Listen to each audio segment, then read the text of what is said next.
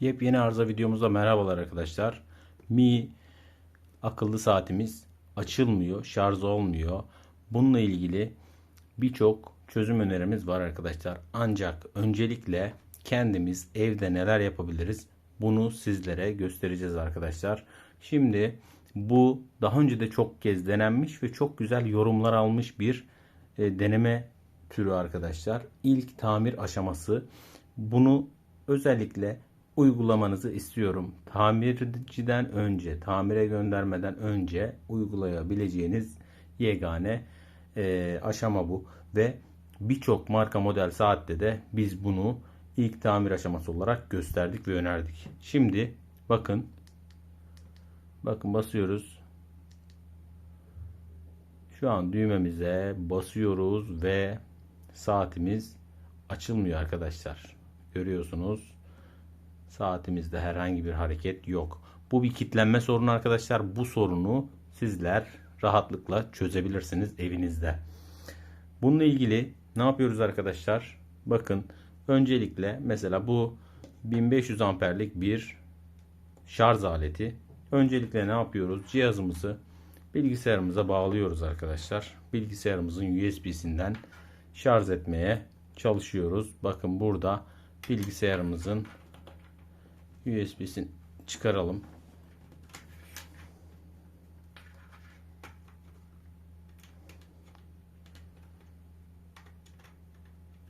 Evet. Şu anda bilgisayarımıza bağladık ve saatimize şarj aletimizi tutturuyoruz arkadaşlar.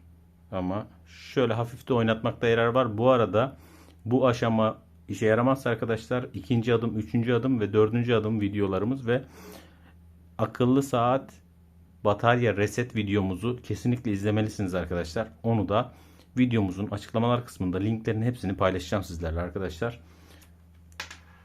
Akıllı saatimiz bilgisayar üzerinden şarj olmuyor. Aslında bu bir kilitlenme sorunu ve bunu çözeceğiz arkadaşlar. Sonra ne yapıyoruz? Bizim burada bir uzatma kablomuz var. Kendinden şarjlı. Ancak biz bunu kullanacağız arkadaşlar. Bu şarj aletini buraya takacağız arkadaşlar ve taktık. Şu anda tekrardan deniyoruz arkadaşlar. Bakın.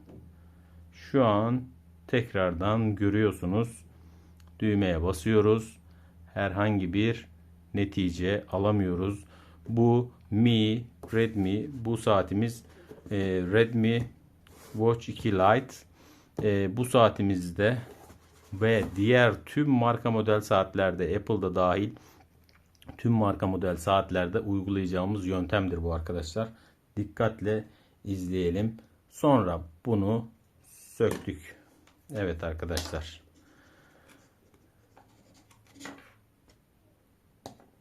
Bunun %70 ihtimalle saatimizi açması gerekiyor. Yorumlardan, diğer arıza videolarımızın yorumlarından da takip eden arkadaşlar. Akıllı saat açılmıyor. Genel bir video. Marka içerikli değil. Tüm akıllı saatlerle ilgili bir videoydu. O videoyu da açıklamalar kısmına ekleyeceğim ki oradaki yorumları görün ve en sık arıza yapan akıllı saatlerden uzak durun arkadaşlar. Şimdi 120 wattlık veyahut 120 watt şart değil arkadaşlar. 67 watt ve quick şarjlar da yeterli. Çünkü akıllı saatimizin bataryası zaten küçük. Bunu takıyoruz arkadaşlar. Evet. Şarjımızı taktık. Hafif oynattık. Çekip bir daha takalım. Tekrardan deneyelim bir daha. İkinci adım videomuzu da özellikle izlemenizi istiyorum arkadaşlar. Hafiften oynatmakta fayda var.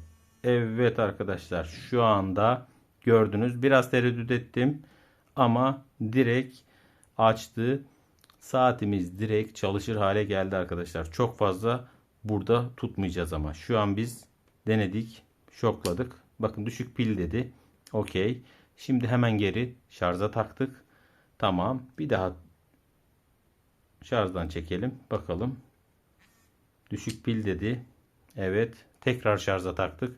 Şu anda alıyor arkadaşlar. Bataryamız dolmaya başladı. Şu an diğer şarj aletleri ve bilgisayar da işimizi görür ve çok fazla bu cihazımızın şu kısmında ve bu kısmında düşürücü direnç olabilir. Bu direnci çok yormamak, adaptör kablomuzu bozmamak için düşük amperli adaptöre geçiş yaptık.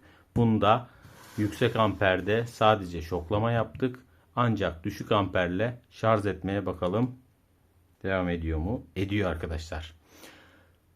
Evet arkadaşlar, bir arızayı daha çözdük.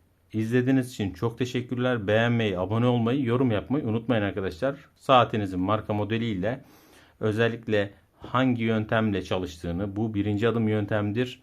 İkinci adım, üçüncü adım, dördüncü adım ve akıllı saat hard reset batarya videomuzda özellikle hangi adımda saatimiz çalıştıysa lütfen yazın arkadaşlar ki biz bunu istatistiki olarak izleyicilerimizle paylaşıyoruz ve onları doğru adıma yönlendiriyoruz. Her marka modelde geçerli bir tamir videosudur bu arkadaşlar. Çok teşekkür ediyorum. Yorumları olumlu, çok sayıda yorumumuz var. Özellikle akıllı saat açılmıyor, şarj olmuyor videomuz PC Doctor 35 kanalının videomuzu özellikle izlemenizi ve altındaki aynı işlemleri yaptık ama diğer aşama videolarımız farklı işlemler tabii ki. Diğer aşama videolarımızı da izleyin.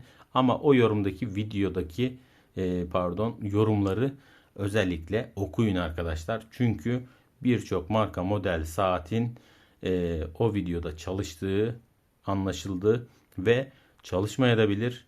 Bu ihtimaller içerisinde, arıza ihtimalleri içerisinde olmayabilir ve en sık arıza yapan saatleri de böylelikle o videomuzun yorumlarından tespit edebilirsiniz arkadaşlar. O akıllı saatlerden uzak durabilirsiniz. İyi günler. Sağlıcakla kalın.